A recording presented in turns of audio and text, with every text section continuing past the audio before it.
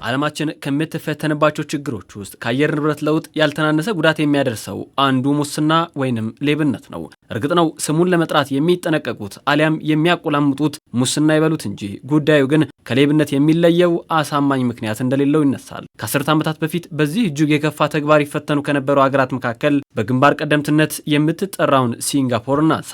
ሲንጋፖርን ሌብነት ለኢኮኖሚያዊ ቀውስና ብልሹ አሰራር ብቻ የመራት ሳይሆን በሰብአዊነት ላይ ተቃጣ መገፋፋት ውስጥም ከቷት ነበር። ሲንጋፖራውያን ከማሌዥያ ከተነጠሉባቸው ምክንያቶች ሙስና ወይንም ሌብነት አንዱ ሆኖ ሲነሳ በዚህ ጠባሳ ምክንያት ህዝቡ ስነልቦናዊ ጫና ከማስተናገዱ ባሻገር መሪዎቿም በህዝብ ፊት ለማንባት የተዳረጉበት ወቅት አይረሴው ትውስታ ነው። ከማሌዥያ ጋር በመቀላቀልና በእነዚህ ሁለቱ ግዛቶች አንድነት አምነን ነበር። ታውቃለህ፣ የተወሰኑ ሰዎች በመልክዓ ምድር በኢኮኖሚና በትስስር የተቆራኙ ናቸው።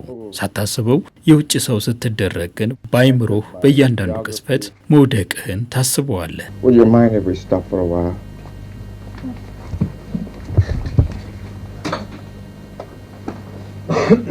ይህ በተሰበረ ማንነት ውስጥ የቀረ ቁጭት ሳይሆን የለውጥ ጉዟቸው መነሻ ሆኖ ከወዳጅ የለያቸውን ሌብነት ጽዩፍ ብለው እንዲንቀሳቀሱ አድርጓቸዋል። ሲንጋፖር ተጠሪነቱ በቀጥታ ለጠቅላይ ሚኒስትሩ የሆነ ተቋም በመፍጠር ያለምንም ጣልቃ ገብነት ከሙስና ጋር የተያያዙ ጉዳዮችን እንዲመረምር አደረገች። ይህንን የምርመራ ሂደት ከማጠናከር ባሻገር ሙስና የሚሰጠውም ሆነ የሚቀበለው አካል በቀጥታ ተጠያቂ የሚሆኑበትን የህግ ማዕቀፍ ዘረጋች። በዓመታት ቆይታ ውስጥ ግን የመገናኛ ብዙሃንም ለዚህ የአጋዥነት ሚና ተሰጣቸው።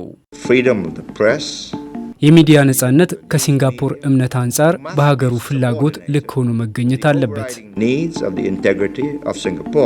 ይህም በዘመናዊ የዲጂታል መሰረተ ልማት አገልግሎት ስራዎችን ቀላል አደረገ። ዛሬ የምንመለከታትን የዓለም አይን የሚያርፍባት ሲንጋፖር እውን አደረገ።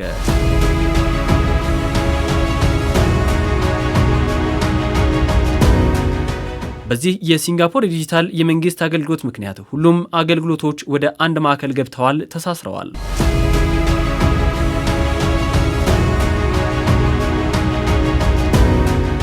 በዚህም ምክንያት ዛሬ ላይ ሲንጋፖር በጸረ ሌብነት ትግሏ ሙስናን በመከላከል መግቢያዎችን ሁሉ በመዝጋት ከዓለማችን 3ኛዋ ሀገር ሆና በትራንስፓረንሲ ኢንተርናሽናልና ዩፒአይ የደረጃ ሰንጠረዥ 3ኛ ሆና ተቀምጣለች። ኢትዮጵያ በዚህ ረገድ በተለይም በዲጂታል መሰረተ ልማት ሌብነትን ለመዋጋት የወሰደችው ቁርጠኝነት እንደ መሶብ የአንድ ማዕከል አገልግሎት ያሉ ተቋማትን እውን ማድረግ የተቻለበት ተግባር ነው። እውን በተጨባጭ በማህበረሰቡ ዘንድ ምን አይነት ስሜትን ፈጥሯል የሚለውን ባለጉዳዮች ጋር ቆይታ የምናደርግ ይሆናል።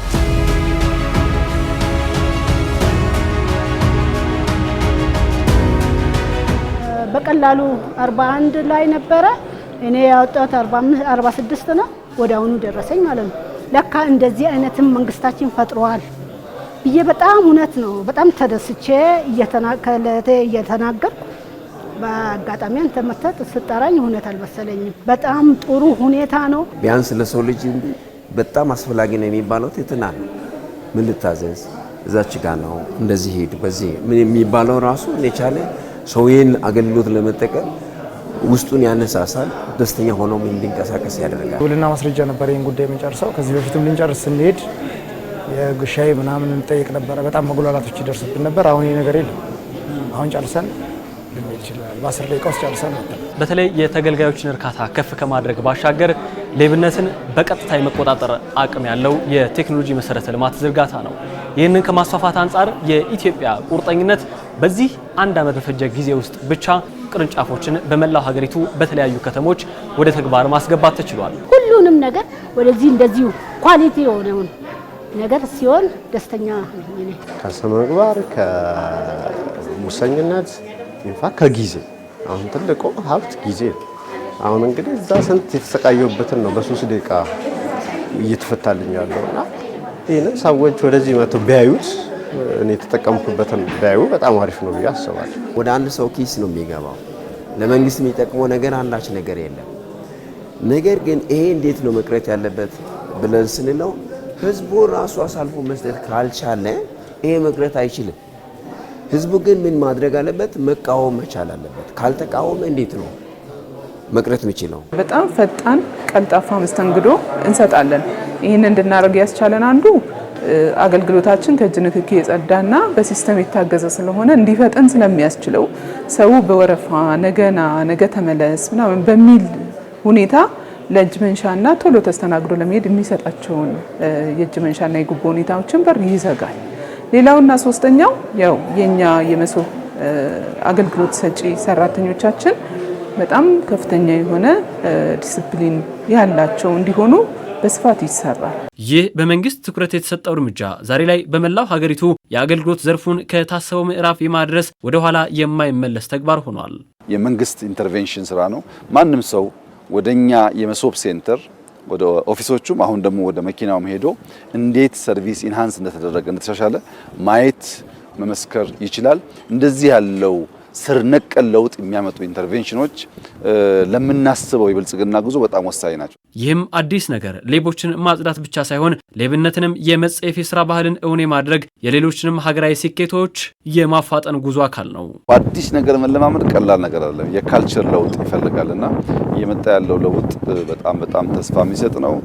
ዜጎቻችን ሰርቪሱን በደንብ ማወቅ አለባቸው፣ መገልገል አለባቸው፣ ማትረፍ አለባቸው።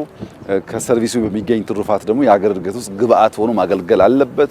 በዚህ መንገድ በተሳሰረና በተሰናሰለ አፕሮች የኢትዮጵያን ብልጽግና ለማረጋገጥ የጀመርነውን እጅግ አስደሳች ተስፋ ሰጪ አመርቂ ስራ በሁሉም ሴክተር ታይቶ ተሰምቶ በማይታወቅ ልክ ኢትዮጵያ ውስጥ እጅግ አመርቂ ጉዳዮች እየመጡ ስለሆነ እሱን በሚያፋጥንና በሚያሰናስል የተሟላ ብልጽግና በሚያረጋግጥ አግባብ የምንሰራ ይሆናል።